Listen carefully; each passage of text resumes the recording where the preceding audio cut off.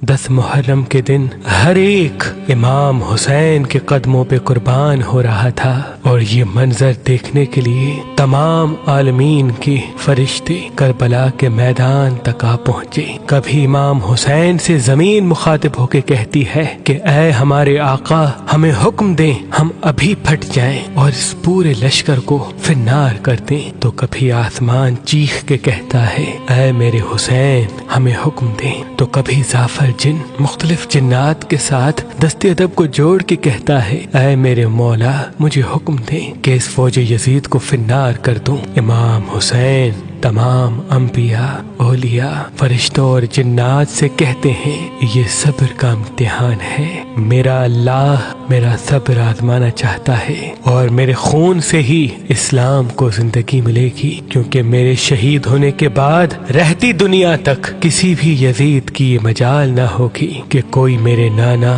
حضرت محمد مصطفیٰ صلی اللہ علیہ وآلہ وسلم کی شریعت کو جھوٹا کہے۔ بس سب مولا حسین کا امتحان دیکھ رہے ہیں۔ امام حسین علی اکبر کے سینے سے برچھی نکالتے ہیں تو کبھی اپنے 6 ماہ کا بچہ قربان کرتے ہیں۔ جب آپ کے ساتھ کوئی نہ رہا، آپ خیام میں آتے ہیں، بیویوں سے الوداع کہتے ہیں۔ امام سجاد کو وصیتیں کرتے ہیں کہ اسلام کے لیے ہر دکھ تکلیف کو برداشت کرنا، لیکن قدم قدم پہ اپنے نانا کی رسالت کی گواہی دیتے رہنا۔ بس جیسے ہی بیویوں سے الوداع کہہ کے زلجنا کو حکم دیتے ہیں کہ اے میرے گھوڑے، مجھے میدان میں لے کے چل، زلجنا آگے نہیں بڑھتا۔ امام حسین زلجنا کے قدموں میں دیکھتے ہیں کہ آپ کی بیٹی سکینہ زلجنا کے پیروں میں لپٹی ہوئی ہے۔ آپ اترتے ہیں، اپنی بیٹی سے فرماتے ہیں اے میری بیٹی سکینہ، اپنے بابا سے الوداع کہو۔ بی بی سکینہ فرماتی ہے بابا صبح سے لے کے اب تک جو میدان میں گیا وہ واپس نہیں آیا۔ امام حسین فرماتے ہیں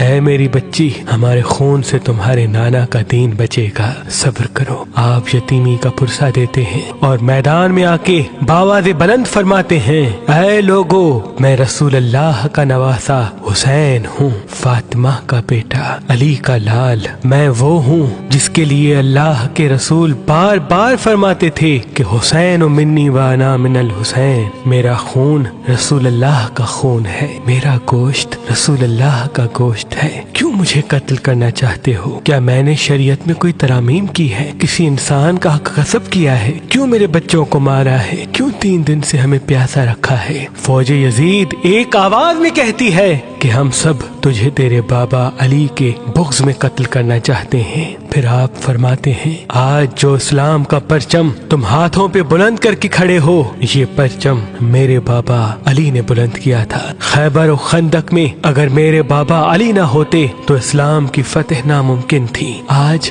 اس علی کو یہ صلہ دے رہے ہو کہ اس کی اولاد کو اس بیابان میں بھوکا و پیاسا کر کے قتل کر رہے ہو۔ بس عمر بن سعد کہتا ہے کہ حسین کی بات نہ سنو، حملہ کر دو۔ تاریخ نے لکھا امام حسین علیہ السلام کے مد مقابل جو بھی آیا وہ فنار ہوا۔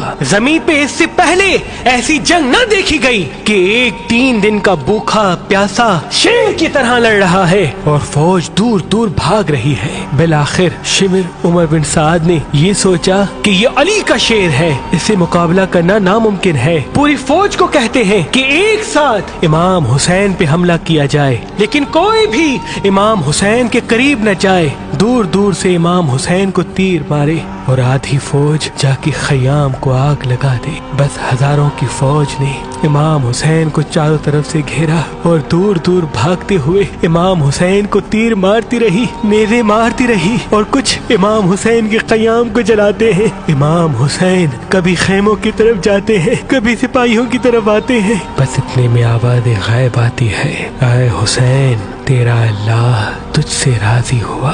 امام حسین تلوار کو روک لیتے ہیں۔ فوجی اشکیا جیسے ہی امام حسین کی رکی ہوئی تلوار دیکھتے ہیں تو وہ لوگ جو امام حسین کو دیکھ کے بھاگ گئے تھے وہ بھی قریب آنے لگتے ہیں، اور دور دور سے جس کے ہاتھوں میں جو چیز ہوتی ہے وہ امام حسین کی طرف پھینکنے لگتے ہیں۔ تاریخ نے لکھا جس کے پاس نیزے تھے وہ نیزہ مارنے لگا، جس کے پاس تیر تھے وہ تیر مارنے لگا، جس کے پاس تلواریں تھی وہ تلواریں مارنے لگا۔ जिसके पास मारने के लिए कुछ न था, वो करबला की गर्म जमीन से मिट्टी उठाता और इमाम हुसैन की तरफ फेंकता। तारीख ने लिखा, आपके जिस्म पे इतने तीर थे कि आपका जिस्म मुबारक दूर से नजर तक नहीं आ रहा था। आपने चाहा कि आप अल्लाह के दरबार में सजदा करें। आप अपने आप को घोड़े की जी से जमीन की तरफ लेके जाते हैं, लेकिन आपके जिस्म मुबारक पे तीर इतने थे, ना आप जमीन पे थे न घोड़े की जी पे थे, तीरों के मुसल्ले पे थे। ये मंजर तमाम अंबिया देख के ज़ारो कतार रो रहे थे। बस जो भी इमाम हुसैन का सर काटने के लिए करीब आए, इमाम हुसैन के चेहरे में उनको रसूल अल्लाह का चेहरा नजर आए और वो चीख के दूर चला जाए। बस शिमर ने कहा, ये काम मुझसे होना है। बस शिमर करीब आता है, इमाम हुसैन के सर से अमामा उतारता है, आपके बालों में हाथ डालता है, छुरी को गले पे रखता है, पहली ज़रब चलाता है। हजरत आदम अलैहिस्सलाम अल्लाह के रसूल से फरमाते हैं, या रसूल अल्लाह, आगे मैं नहीं देख सकता। जैसे ही दूसरी ज़रब चलती है, हजरत नूह अलैहिस्सलाम फरमाते हैं, या रसूल अल्लाह, आगे मैं नहीं देख सकता। जब तीसरी ज़रब चलती है, हजरत इब्राहीम अलैहिस्सलाम फरमाते हैं, या रसूल अल्लाह, मैंने तो अपने बेटे की कुर्बानी के वक्त ही अपनी आंखों पे पट्टी बांध ली थी, आगे मैं नहीं देख सकता। बस ज़रब चलती रही। एक वक्त ऐसा आया, अल्लाह के रसूल ने आंखें बंद की और फरमाया, ऐ अली, अब आगे मैं नहीं देख सकता। बस एक वक्त ऐसा आया कि इमाम अली ने भी आंखें बंद की और बीबी फातिमा से फरमाने लगे, ऐ फातिमा, आगे मैं नहीं देख सकता, अब तू जान, तेरा बेटा जाने। बीबी फातिमा ज़हरा मक्तल में देखती है कि शिमर मुसलसल इमाम हुसैन के गले पे खंजर चला रहा है। आप करीब आती है, दोनों हाथ इमाम हुसैन की गर्दन पे रखती है और फरमाती है, ऐ शिमर, ना मार, मेरे बच्चे को ना मार, मैंने चक्कियां पीस के इसको पाला है, ये तेरे रसूल का नवासा है। लेकिन अफसोस, शिमर मुसलसल इमाम हुसैन के गले को काटता रहा। शिमर देखे इमाम हुसैन के मुसलसल लब हिल रहे हैं, सोचा कि शायद हुसैन हमें बद्दुआ दे रहे होंगे। करीब आके जब सुनते हैं तो इमाम हुसैन फरमा रहे थे, ऐ अल्लाह, मेरे बच्चों की कुर्बानी कबूल करना, मेरे अजीज व अकारिब की कुर्बानी कबूल करना। तेरा शुक्र है कि तूने अपने महबूब के इस नवासे हुसैन को इस अजीम इम्तिहान के लिए चुना। मेरी कुर्बानी कबूल करना। तू अजीम है, तू आला है। अगर मेरी 70 जाने भी होती तो वो भी मैं तेरे नाम पे, तेरे इस्लाम पे कुर्बान करता। सलाम हो आले मोहम्मद पर, सलाम हो रसूल अल्लाह के खानदान पर, जिन्होंने हर तकलीफ को बर्दाश्त करके कयामत तक इस्लाम को जिंदा कर दिया, कयामत तक इस्लाम को जिंदा कर दिया।